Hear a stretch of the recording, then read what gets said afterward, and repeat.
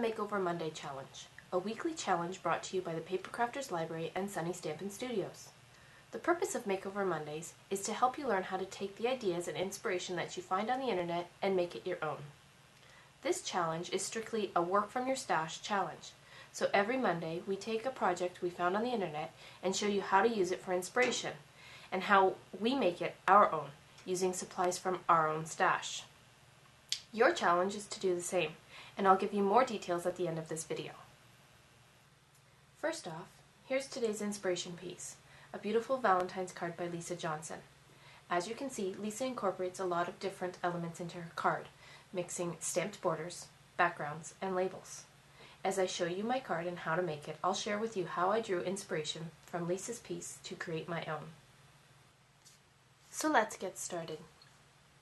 As you can see, I'm going to stay with the same type of color scheme as Lisa did in her card. So we're going to start with a card base that is from Baja Breeze, and this is a 5 1/4 by 10.5 inch piece. Lisa's card, as I know, was a standard size card, 4 1/4 by 5.5 inch card base. I just felt when I added my label and my elements that I just needed a larger card, so that's why I went with a square 5 1/4 by 5 1/4 inch piece. I've taken my card and I've scored it at 5 1/4, and now I'm going to fold it in half, creating my 5 1/4 by 5 1/4 inch base, creasing along my score line with my bone folder.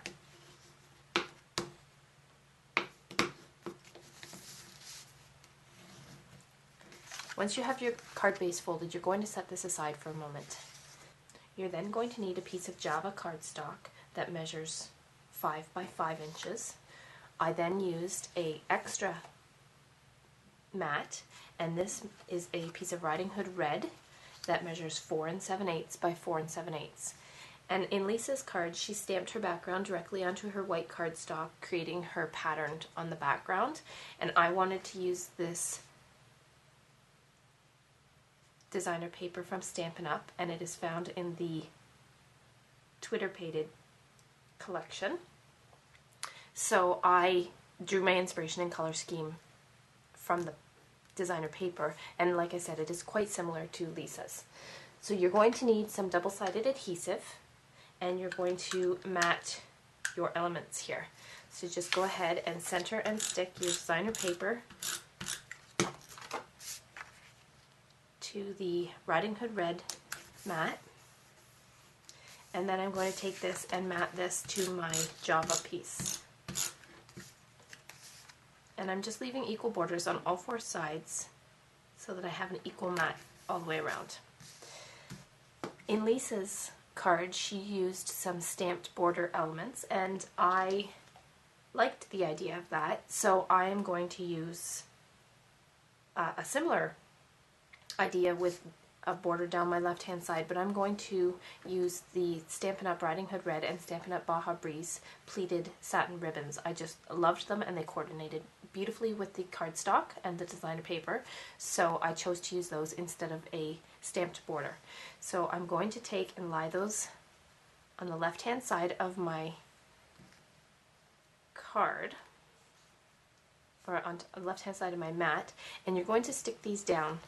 You can add some double-sided adhesive first to the back of your cardstock. Lay that down, and I'm going to leave a slight border, so about a 1/4 to 3/8 of an inch for my Riding Hood Red one. And I'm making sure that when I round this to the back, I use a pleat as my top edge, and generally you can use that down the same side, so you can pull it or loosen it slightly so that you can fold along a pleat. Then take your Baja Breeze piece and do the same thing, leaving a slight gap in between, about an 1/8 of an inch to a 1/4 of an inch gap in between the 2 pieces of ribbon. So I've stuck them down to the pieces of double-sided adhesive that I had on the back, but because they are a thicker ribbon, I am going to cover the ends with a small piece of single-sided tape just to make sure that they don't come apart.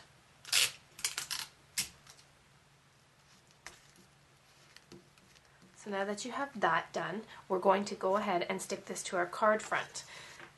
I am going to stick that down using some Stampin' Dimensionals. So you can apply some dimensionals to each corner of your matted cardstock here, and I'm doing this because my ribbon is quite thick and I want to make sure that it sticks properly to the card. Because this already has some dimension, I need to raise it up off my card. So peel the backing from that, and then you're going to stick it directly to your card base. And I'm sticking that down again, leaving equal borders on all four sides. So like Lisa, I added my border down my left hand side. She chose to use the stamped border and some twine, and I'm choosing to accent the left hand side of my card with some ribbon. Her next step was to use a very large label as the focal point for her card, and I'm going to do the same. I've gone ahead and I've die cut a label from the Nestabilities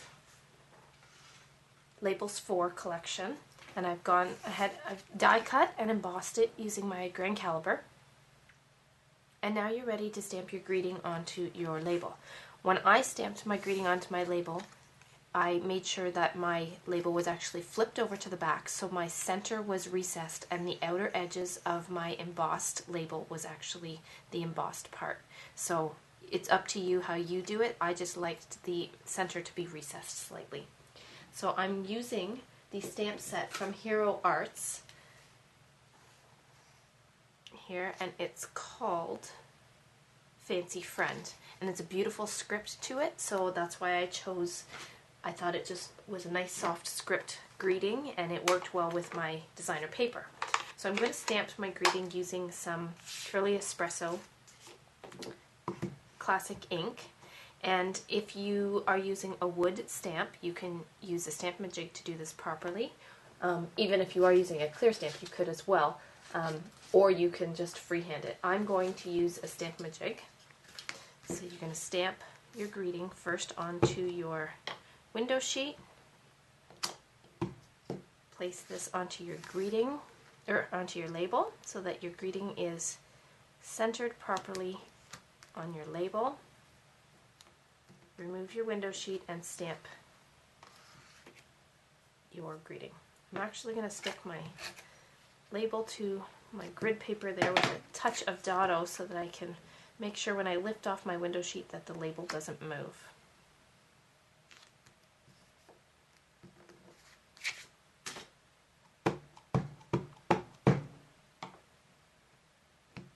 Ink up your stamp and stamp it directly to your label.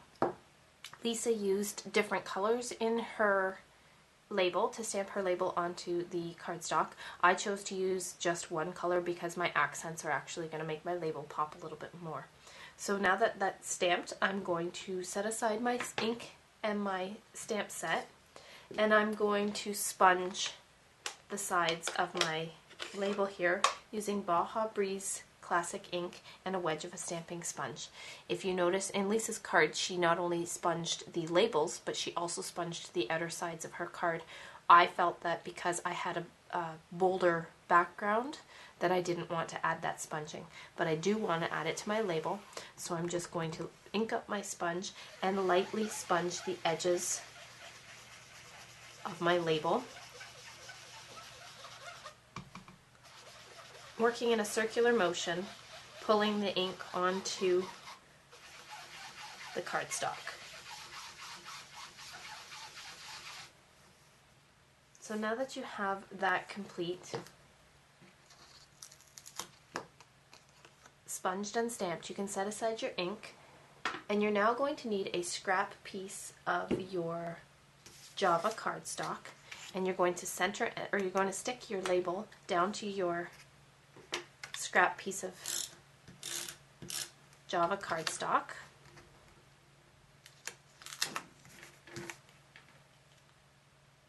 And then you're going to take your paper snips and you're going to cut a slight border around your existing border. My nesting dies did not provide me with a smaller border, and I know that Lisa used a significantly larger border in hers, or extra label in hers. I felt that mine didn't quite need that, but I did need a second layer. So I'm just going to add that by cutting around the shape of my first label. So now that you've cut out your matted version of your label here, you're going to go ahead and stick this to your card base in the top right hand corner. Your left hand side of your label should slightly overhang your Baja Breeze ribbon, and I'm going to stick that down using some Stampin' Dimensionals. So like I said, it's going to slightly overhang the left hand ribbon, or the Baja ribbon on the left hand side of your label, just like that. And like I said, that was the focal point in Lisa's card, and that's what I wanted to make pop on my card as well. And my last step is to add some flowers. Lisa chose to embellish with some rhinestones and some buttons, and I felt that the softer, more vibrant background of my card just needed some soft elements. So I found some of my flowers that I had on hand, and these are from Prima, and I'm just going to stick those down using some hot glue. And when you get the Prima smaller roses, they come with a metal strand behind it, and I just take my rib or scissors and I just trim that off and just discard that. The larger flowers do not have that. They come with a nice soft background or backing. So I just fold that over slightly with my thumb, and then I'm going to stick those down using some hot glue.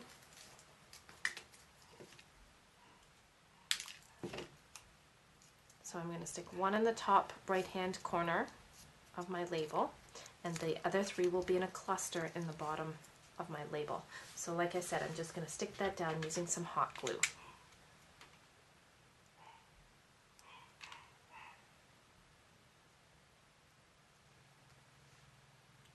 So there you have it. This is what my finished project looks like.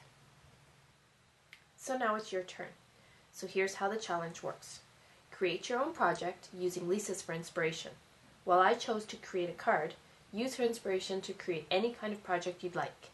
Post your projects on your blog or online photo gallery, then come back to the Paper Crafters Library blog. Scroll to the bottom of the Makeover Monday challenge post. Click on the In Links button and link to your blog post. If you're watching this video from somewhere other than our blog, in the description section of the video there will be a direct link to the Makeover Monday blog post.